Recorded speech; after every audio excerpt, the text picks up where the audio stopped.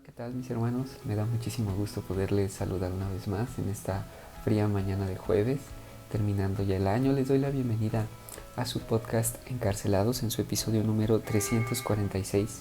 El día de hoy estaremos leyendo la segunda carta a Timoteo, dándole continuidad al mensaje que Abby nos compartía el día de ayer, y tenemos cosas interesantes en esta carta.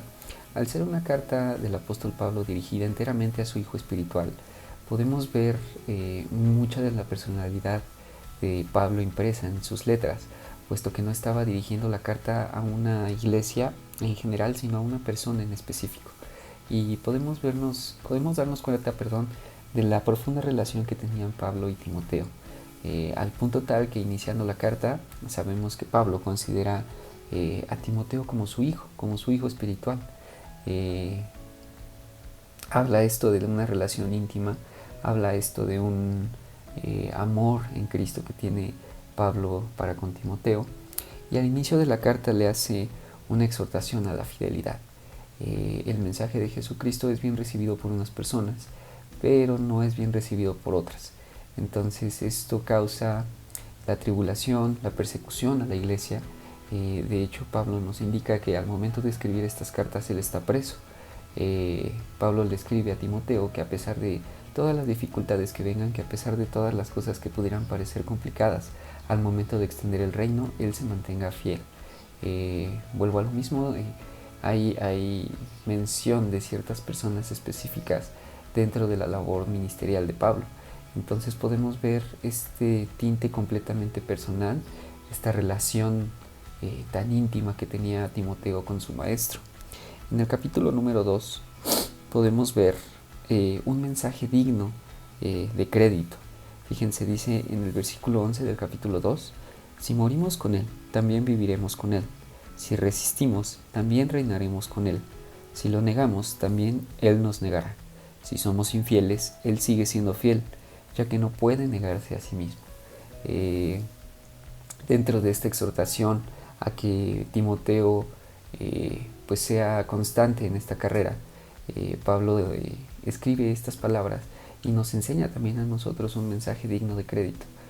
Pudiéramos pensar que al ser una carta tan personal no podríamos extraer una enseñanza que baje a nuestras vidas directamente, y no es así, mis hermanos. Pues aquí tenemos un ejemplo muy claro al entonar este mensaje digno de confianza, digno de crédito. Esto con respecto al capítulo 2. Un poquito más adelante, en el capítulo 2, veremos un obrero aprobado por Dios. Una carta anterior podemos ver también ciertas características que debe de tener los siervos de Dios. Pablo hace nuevamente mención acerca de los obreros aprobados por Dios y describe las características que tendría que tener este obrero aprobado por Dios. En el capítulo 3 tenemos una advertencia, una cruda realidad, mis hermanos, que al día de hoy estamos viviendo, la impiedad en los últimos días. Fíjense, esta carta fue escrita hace más de 2000 años, y si yo leyera el versículo 2 del capítulo 3, pareciera que está hablando de nuestros tiempos. Dice: la gente estará llena de egoísmo y avaricia, serán jactanciosos, arrogantes, blasfemos, desobedientes a los padres, ingratos, impíos, insensibles, implacables, calumniadores, libertinos, despiadados, enemigos de todo lo bueno, traicioneros, impetuosos, vanidosos y más amigos del placer que de Dios. Pareciera que estamos describiendo a gente de este tiempo, sin embargo era gente de aquel tiempo. Podemos darnos cuenta que el pecado y la impiedad y esa necesidad de estar haciendo lo malo por parte de las personas que no conocen a Dios, y aún más grave por parte de personas que sí conocen a Dios, ha permanecido. Y Pablo es claro con respecto a esta clase de personas: ni siquiera acercarnos a ellos, mis hermanos, porque pues es muchísimo más fácil ser mal influenciados que nosotros podamos influir de manera positiva en esa clase de personas. Eso sabemos que solo lo puede hacer el Espíritu Santo a través del mensaje de la palabra de Dios, no nosotros mismos. Un poquito más adelante, la carta se vuelve a tornar en un tono un poquito más personal. Pablo le habla a su hijo con palabras sabias, con palabras francas, y un poquito más adelante, dentro de este mismo capítulo 3, tenemos un versículo que nos sirve bastante como un ancla para confiar en el poder de la palabra de Dios, de lo que estamos leyendo. Justamente toda la escritura es inspirada por Dios y útil para enseñar, para reprender, para corregir y para instruir en justicia, a fin de que el siervo de Dios esté enteramente capacitado para toda buena obra. Y es un versículo que sí o sí es uno de los pilares de nuestra fe acerca de la palabra de Dios. Podemos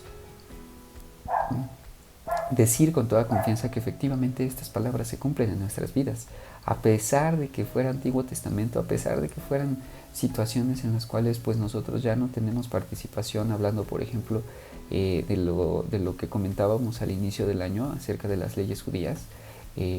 Los preceptos y las enseñanzas que tienen estas porciones de la Biblia, claro que nos ayudan día a día a tener una relación más íntima con Dios, a entender un poquito del carácter de Dios y pues obviamente tener una relación más cercana con Él, evitando pues hacer lo que a Él le ofende.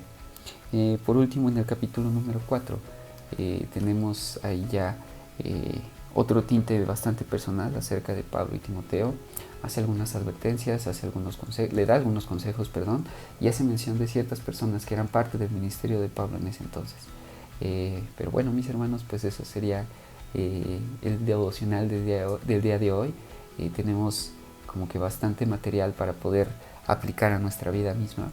Y bueno, les animo a que sigamos en este esfuerzo. Estamos ya muy cerca del fin de año. Y bueno, muchísimas gracias por escucharnos día con día. Adiós.